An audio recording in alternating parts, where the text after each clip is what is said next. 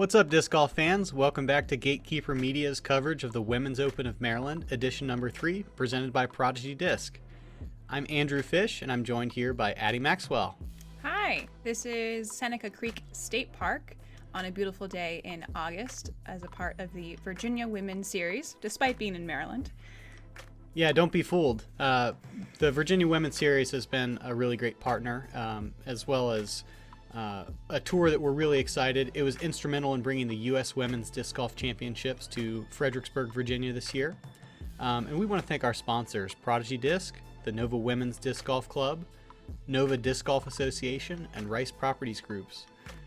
It's very clear to us, me and Allie Stone, my co-TD, that we couldn't get events like this done without those sponsors. So thank you to them. Thank you to all of our supporters, volunteers, and especially players. Thanks. So we're following Laurie Merriman, myself, Addie Maxwell, Laurie Troup, and Margaret Sassaman on the back 9.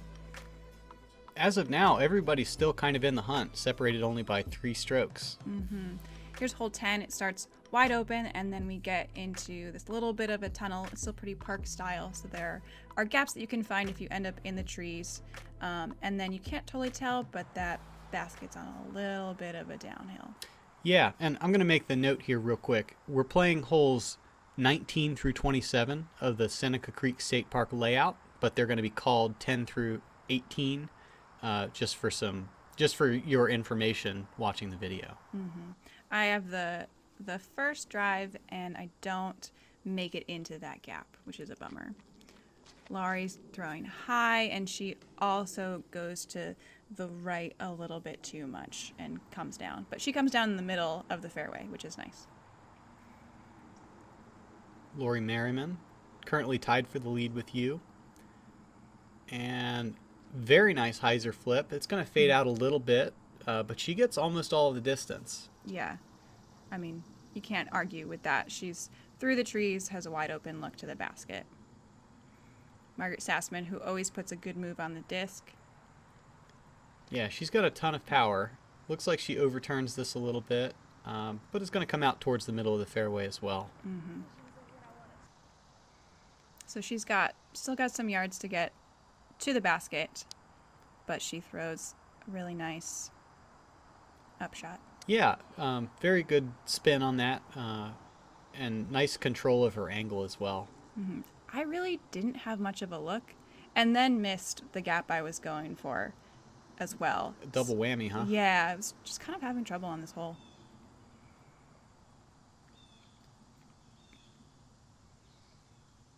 Margaret takes a little bit of a backdoor, but parks it for her par. So now you're looking at a 50-footer, a little bit of a downhill slope behind the basket. Yeah, I have the competing thoughts in my head of that I don't want to take a bogey. If I can par, that's great, but also don't overdo it.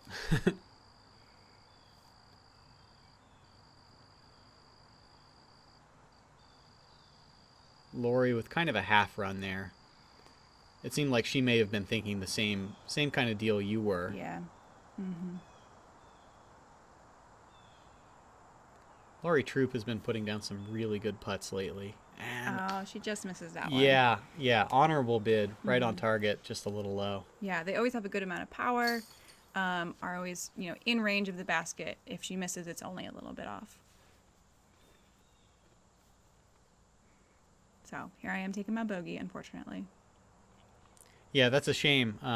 Going back to the last video, you had just birdied. So it kind of stinks to basically go par on those 2 holes instead of... Yeah, and it was a birdie I was really proud of, too. Yeah.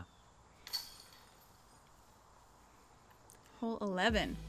This is definitely going to be a weird shape. It's important to hit the gap off the tee. We're playing this as a par 4. Landing zone is kind of here. And then it's a tricky approach because the green is very gravelly and it plays fast since it's on a downhill slope. The shape is what makes this a par 4 more than the distance. Yeah, for sure. And you see, that's textbook right there. She maybe goes a little far, but to get around that first corner is, I think, the challenge. And if you've done that, it's like, okay, that's first challenge out of the way. As you can see, Margaret struggles with it there. And it's really thick to the left, so you don't want to end up there. So you're going backhand here. Mm-hmm. You've been, kind of balancing your forehands and backhands. What played into going backhand here? Well, I'm actually not as comfortable throwing flicks with elevation, especially uphill. I don't really feel like I have that power yet. And that was a Roadrunner. It's a disc I've been throwing my entire career, and I felt really comfortable with it, and it worked. Yeah, clearly. Laurie's gonna get through. Yeah, she doesn't quite have the shape, but she gets far enough that she's past all these bushes that Margaret is now in, and she can just throw it down the hill. Yeah, you can see here. Kind of a weird hyzer downhill with a low ceiling. And that's one of the things I really like about Seneca. Like, you're never going to get a super clean look. You're going to have to work for everything on this course. Yeah. And as you can see, even from the knee, she still overshoots it a bit. Margaret's been kind of ping-ponging, and so she's trying to get this close to be her final throw, but she's still got a tester. Yeah, backdoor hyzer down to 25 feet or so. Yeah. And you're just going to be responsible here. We know this. Yeah, just gonna pop it up there. And Laurie Merriman, I'm reasonably sure this course sets up well for her because she's from Pittsburgh, and I think that a lot of the Pittsburgh courses have this same kind of character: rolling hills, mix of woods, with a little bit of open. Ooh, great putt from Margaret there. Yeah, she needed that to kind of stay on track. Yeah, and again showing her no fear, going for putts every time. Yeah. I think that Laurie, maybe going up the hill, tried to put too much power on it. Maybe was accounting for that hill too much, and that's why she misses the basket there. Yeah, but a solid comebacker. She'll take a par. For sure. And then here's you and Laurie Merriman, able to tap in your pars. Yeah, finishing it up. I'm sorry, your birdies. Oh my goodness, look at that. Getting birdies. Nice. Yeah, I think that's a good birdie. This is a hard hole. You're dealing with elevation up and down, a tight corner. Yeah, there's a lot going on this hole. Yeah, now we're going to move on to hole 12. Also going to play as a par 4, turning gently uphill with a very low ceiling throughout. Mm-hmm. Yeah, that tree on the right can really get you into some trouble, unassumingly. Yeah. Laurie with the box. And she throws it nice. Yeah, a nice low penetrating hyzer. That gets her a lot of good distance. And she's kind of up level with the basket now. Yeah, that's exactly what you want. Just get distance on this hole.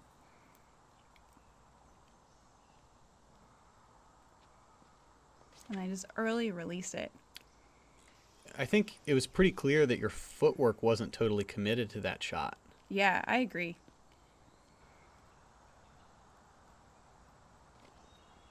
Margaret smokes one nice and low right down the center. That's very nice. Mm-hmm. That'll give her a chance to get up and down for birdie. And Laurie Troup. I think this hole sets up well for her drive. Oh, but she goes just too high. Oh boy. And grabs some cabbage. So still in the fairway. But she's going to get caught up in a cedar, unable to get all the way up to the basket. Fairly open approach left. Yeah, it's sort of like the textbook issues you can have at Seneca are trying to go up a hill while also trying to not hit the branches. For sure. Mm-hmm. So I actually really liked the movement I was getting on that, but it just was not released at the right place. Oh boy. Yeah. That's a great upshot from Margaret, maneuvering around those trees, under that low ceiling, up the hill, and gets right to the basket. Yeah. Good to see her able to take a birdie here. And I overdo it. There's that buzz that I said in the first round I had put away for the round. Yeah, maybe leave that on the course probably, for a little while. Just forget about that for a bit. Very controlled approach. Yeah, nice and easy. And this is her second shot, so this is going to be Laurie Merriman for eagle. Oh, wow. Yeah, you're right. Oh, no. Yeah, I think she said, oh, I didn't think about those branches. No. That's a heartbreaker. Yeah, and I've gone too far and now trying to make a comebacker, but don't get there. All right, so I've got a question for you. This is Yeah. a little uncomfortable. You've now taken 2 bogeys in the last 3 holes, and each of those has been right after a birdie. What's going on? Yeah, I think that there's a lot of talk of how to recover from a bogey. You know, like you get down, how do you come back from that? And I think I'm kind of having the opposite problem, which I am actually an AM player, which we haven't talked about. And so bogeys are normal for me. But getting a birdie, getting strokes on a pro field is actually more unusual. And that was way too much in my head. And I was way too excited about the role I was potentially on. And didn't think about, how to throw. Oh, yeah. It's weird how your mind can just have those thoughts without you wanting it. Yeah, I think the best rounds are ones where you just kind of are in a blackout the whole time. Yeah. You wake up every now and then, but then someone hits you with a beer bottle before you can really understand that you're doing well. So here we are on hole 13, hole 13 of our round. It's a downhill par 4, a little over 400 feet. The difficulty here is that you're going downhill, but you have to keep the disc so low to the ground because of the ceiling. Yeah, it's kind of just the opposite of the hole that we just played, in that now you have that downhill with the low ceiling. I really like this hole because I do think it's a very doable drive to get it right, but it's just right. Not too low, not too high, not too left, not too right. Yeah, for sure. Your Goldilocks hole from the first video. Exactly. Huh? And I had a really nice move on it, but I found that tree, it was just off. Yeah, it's weird how you manage to find the trunk when there's so much, branch mass. Yeah. One thing I'd like to go back to, we saw Laurie Troup actually go standstill there and have the most successful drive out of the group. Tailed off a little bit left, but interesting to see her do that. Yeah, I wonder if the downhill, while also needing to have control, I think that standstill still makes sense. And we see a good approach from her. You can see that she's out here playing golf. She's not just gripping and ripping. Like, she was making the conscious choice there to hit a spot. Yeah, I agree. This is my very first disc golf disc that I'm throwing. It's a Mako. It's a Mako 3. It goes a little bit to the right, but I was okay. It was the mistake I was willing to make. Yeah. Margaret is throwing a flick. I played a practice round with her the day before, and she was practicing flicks, and we taught her the proper way to hold a flick. So no surprise that it wasn't perfect, but she was having fun, decided to give it a shot. Yeah, trying to put it in action. Yeah, very I don't think quickly. it was a bad decision, just bad execution. That's all. Yeah, she'll learn. She'll get there. Yeah. Margaret's from Northeast Pennsylvania, so she's got a lot of technical woods courses like Tyler and Nakamixon and Jordan Creek to work on. Those flicks can really cut their teeth out there. Yeah, for sure. Downhill run here. Oh, it's a nice one from Laurie. Wow. Look how slow and controlled she threw that. For like a 50-foot downhill putt, that was as safe as you can do it while still having a chance. Yeah, for sure. I'm also doing that, try and stay safe. You weren't running it though. I was, yeah, that's fair. That's fair. I was going only for the safety. Yeah, there's a nice putt there. Yeah, dead center from Laurie. She seems to be having a very consistent round. Everybody else is kind of going birdie, bogey, par, and we'll see if that allows Laurie to pull away a little bit. Yeah, she looked like she got minorly frustrated as we were turning from the front 9 to the back 9, but she's back on the horse. Yeah. Seneca can be a frustrating course because it doesn't give up birdies very easily, and sometimes even pars are tough to scramble for. So over 36 holes, eventually you're going to end up in trouble. You're going to have something go wrong. Yeah, it's about how you recover from that. Yeah, I know. I find that you kind of have to prepare for that before it happens. No going into the event. Yeah, another elevator putt, as you were calling it, from Laurie. And here I am just finishing up. Phew. Yeah, Made it. Oh, God. just building some drama there. Yeah. So we see a little more separation starting to happen here. Absolutely. Laurie's at -3, and I'm next at even. So she's starting to get a couple. Yeah. Our 14th hole, we're going uphill. It's about 240 feet, but don't be fooled. It's going to play probably closer to 300 because of the elevation change. Laurie with a hyzer. That's kind of just holding out there. Oh. Rotten. Yeah. I mean, it's definitely still a gettable putt, but you always want to be right under the basket if you can. Yeah, for So sure. It's a shame that was stolen from her. Another standstill from Laurie Troup. And that'll put her within putting range as well. Yeah, she has that tree to deal with just a touch, as well as the downhill. You're going to hold your disc a little more inside than they did. Yeah, and I'm going to come up with a similar result from the last Laurie throw. And I kind of feel like this can shape up well for Margaret with her power and how she likes to throw the hyzer angle. I think she gets it a little more left than she would want.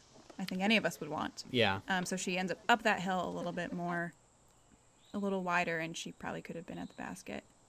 But, of course, she runs it. Honorable. Yeah. As you got to do.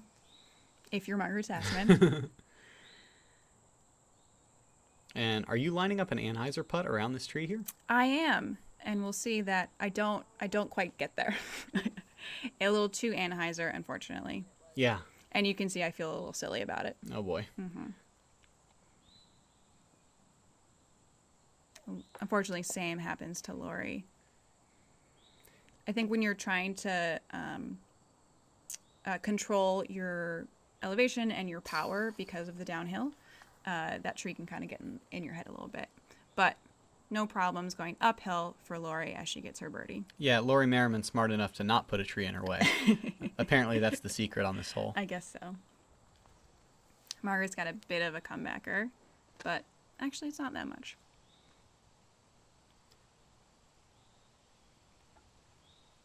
A little bit of a breeze to deal with. Were you feeling that at that point in the round? I don't know. I don't remember thinking about the breeze. You can see it's not too strong.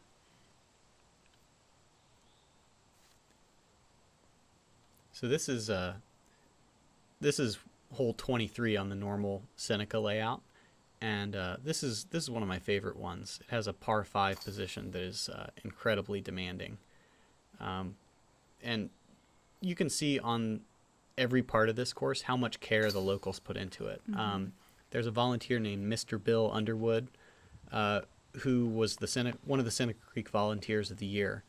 He puts in hundreds to thousands of hours every year doing mowing, edging, just everything it takes to keep a course like this.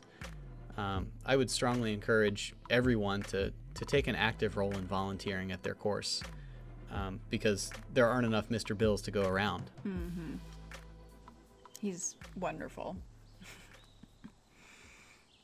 So now we're on hole 15. We're going uphill. There's a tight gap of just 2 trees to get through initially. Merriman does it well, though, and she gets lots of distance after that initial gap. Yeah, I'm not sure that the elevation is really given justice here by the video. Yeah, you can see that Laurie Troup, who has really been throwing pretty high all around, even she ends up pretty low, a little bit of a worm burner. And I'm like a little bit too far left, but I still make that gap, luckily. Yeah, it almost looks like you got away with a mistake there. So Yeah, I kind of did. Close your eyes and move on. I believe that's what I did. Margaret gets good height, but it's a little bit more of that hyzer shape, and so she ends up a little bit in the brush. I think this is the first flick that we've seen from Laurie Troup all around, and I think it's a pretty nice one. Yeah, I'm surprised that's the first one if that's how quality it is. I'm throwing one as well with my Roadrunner, so I'm trying to give it some power, and I give it way too much power. Yeah. We'll move the hole back to, I don't know, another 80 feet next year for you if you want. All right.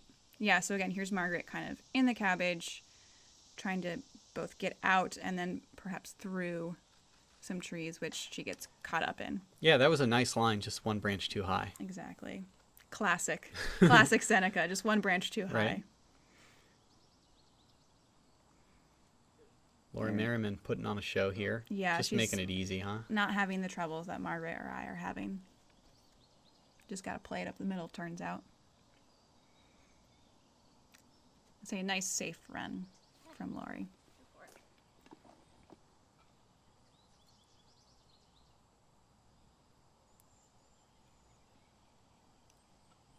Oh, that's nice. Yeah, you can see that nearly got over the cage and into the chains. Mm-hmm. That would have been a good pickup for her. For sure. And it looks like you didn't have much of anything to work with there. Yeah, I think that a different player would have just thrown it straight. There was a straight grab as well with a little bit of a hyzer to put it into the basket, but I was just feeling uncomfortable with it, so I went with what I felt comfortable doing. Yeah, sometimes that low stress play over the course of the round just works out way better. You know, no sense throwing a shot that you doubt. You might as well just throw the one that you believe in. Yeah, I didn't really think I was making the putt either way, so I went with the one where I wouldn't hit the low ceiling branches. Smart. Mm-hmm. All right, hole 16 now. We're going downhill again. It's pretty straight, but because it's downhill, it's really easy to get into those trees on the left-hand side. So that's what we're going to try and avoid here. Right. I think the important part about this hole is that there's a lot of space to the right, and if you're able to use that and then fade back to the basket, it's very playable. Mm-hmm. Laurie Merriman gets a little fortunate. She threw a good controlled shot, but it was too far left the whole way. Yeah. Another standstill from Laurie Troup. But I think she just gets too much air on it for such a downhill hole. Yeah, this one's difficult to judge because it's so downhill that you don't need to throw a distance driver. Yeah, for sure. I think I've got a Roadrunner here, and I'm trying to correct from what I've just seen and from what I've done a million times. So I correct maybe a little too much. I mean, it's working out because you're staying roughly the same height above the ground. Mm-hmm. You just found the right edge of the fairway there. Yeah, I think a little bit higher would have been all right. Sure. And Margaret's finding that height as well that pushes you to the left, and she gets knocked down a bit earlier. I think a lot of people find this to be, just one of the fun Seneca holes because you can throw almost any disc in your bag and get it to work. You can also throw almost any disc in your bag and it not work. Depends on what kind of day you're having, I guess. Yeah. You could see from those two upshots why you don't want to end up in the left. Yeah. There's some trees. Here I am throwing my straight disc straight in the wrong direction. Yeah. Oops. I was like thinking that the being so downhill that it would kind of fade to the left, but I misread what I know my disc to do, I think. So you'll have to make a putt to try to save here, huh? Yeah. Oh, what I meant to tell you was that Margaret brought a frog to me. On this hole? On this hole. Yeah. She ran over to me before I threw my upshot and was like, I have a gift for you, and opened her hands and there was a frog. And did that work you? Like, it's not that the disc stuck to your hands because you were petting a frog or something? Oh gosh, maybe it did. No, it was mostly very fun. So here I am trying, but just not, kind of a trend of my round is having longer putts that I just don't quite put in. Yeah. But I'm always there. It's definitely not a hole that you want to get a bogey on, even though it does seem to have a lot of danger. It's also, just as easy to execute well. Yeah, I think it's an understandable bogey, which is true of a lot of holes out here. That's really makes probably this hole good for this tournament, that you can get that great score separation from the players that have really good control and the players that don't as much. Absolutely. And Allie Stone and I have been very deliberate about this tournament, trying to create a layout that makes sense for these competitors. We had about 37 people out to play in the event, ranging in ages from juniors all the way up to 70 plus. And it's kind of difficult to create layouts that really make sense for that wide range of skill levels and ages and everything. But Seneca has a lot of variety, and we can make it work. Mm-hmm. And this first round, everyone's playing the same, right? And then the next round, we split up pro and am, and then everyone else plays a different layout. Correct. Just trying to make sure that everyone gets back to lunch at about the same time after round one. But then in the second round, trying to create a little more like skill level appropriateness. We need to recognize this drive from Laurie Merriman. Yeah, it's beautiful. That is smoked. That's exactly the line that the course designers intended. Mm-hmm. You have this valley that you're throwing over while still getting between these trees, dealing with these branches. That was a very good drive from Laurie number one. Yeah, Laurie Troup trying to school up on that a little bit. Leaves it a touch too far left. Mm-hmm. I make a mistake that I think a lot of people do, which is to hit that first center tree. Did you aim at it or try to miss it? Yeah, I believe my game plan was, you know what? You're probably going to hit it. Just throw in that direction. If you hit it, you know what? You've accounted for that. Margaret gets to the other side, which also can be a good play, and she gets about halfway up that hill and is wide open. Really good shape there if she had, gotten a few more feet high on it. Mm-hmm. So here's the trouble with getting knocked down early is now you're going up that hill. It's hard to really get the power that you want. I don't quite get there. Laurie Troup has the power, but not quite the hitting the target. Yeah, offline, alas. Mm-hmm. And good long run from uphill there.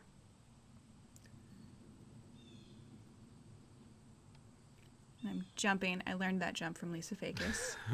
And I don't put it in like she does, but I get there. Get close enough. Yeah. So that's a couple bogeys in a row on gettable holes. Do you feel like this is slipping away from you? Like, what's your mentality with a full other round to play? And like Laurie Merriman, clearly on a roll. Yeah, I think that I was definitely dealing with some fatigue. I'd actually come off of playing AM Worlds in York, Pennsylvania the week before, and that was a week of I think it was 7 rounds in 5 days and a lot of just focusing all day. So I'm still kind of reeling from that, and getting through, a whole round is tough. I'm losing focus a little bit. Yeah, it's amazing how we talk a lot about physical readiness, getting my shots ready, warming up the putt.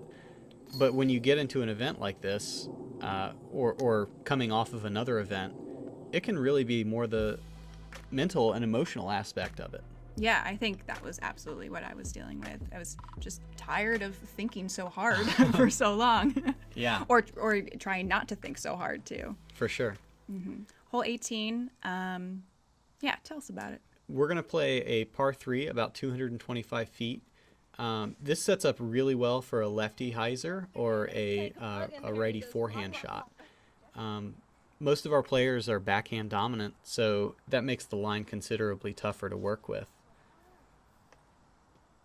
Yeah, you have a lot of space, or more space out to the left. So if you don't feel like you can hit that corner, almost just throwing straight to then come back into that little inlet, I think is not a bad play. Yeah, I like Laurie Troup's shot there. She kept it nice and low, moved a little bit right, going to give herself a chance. Mm-hmm. I was really happy with this shot. It was the Mantis throwing a flick or a forehand and got to where I wanted to be. I think it's a flick hand. Sorry. I think Margaret might be dealing with a little bit of fatigue as well. I think as we see her kind of missing her line here on this shot. Yeah, maybe a little bit of lost focus. Mm-hmm.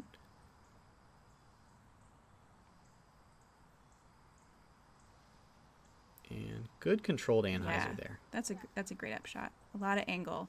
I was impressed with how it didn't roll, how it landed really flat and stuck with how much angle she threw it with. Big putt, but not quite there from Troup. Yeah, Laurie Troup trying to give us one more highlight for the final hole here. Maybe one for Margaret.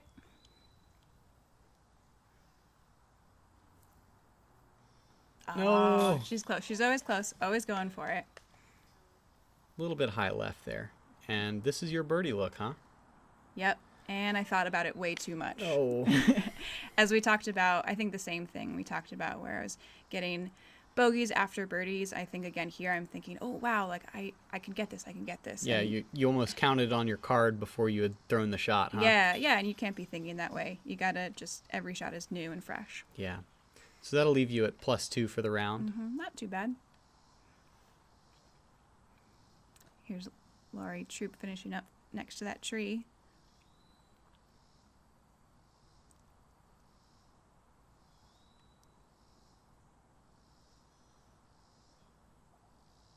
Very Nice. deliberate to put in Yeah. her par. She's at +3. And that's going to put her in 5th place out of the FPO field for today. Merriman finishes up a pretty good round, I think. Yeah, very clean back 9. Sassaman is at +5, a little bit more maroon on her card. Yeah, she kind of went up and down, but really good golf out of all of our competitors here. Yeah, Super definitely some happy to see that. highlight plays. Yeah, again, we hope y'all will join us again for the round 2 front and back 9 coverage. We'll be following Kristen Parsley, Laurie Merriman, Autumn Grace, and Addie Maxwell. So bringing some Virginia folks into the mix. Again, we are so appreciative of our sponsors, Prodigy Disc, for providing plastic and some other stuff for our event. We appreciate the Nova Women's Disc Golf Club, the Nova Disc Golf Association, and Rice Properties Group. Thanks again. We'll see you next time. Thank you all so much.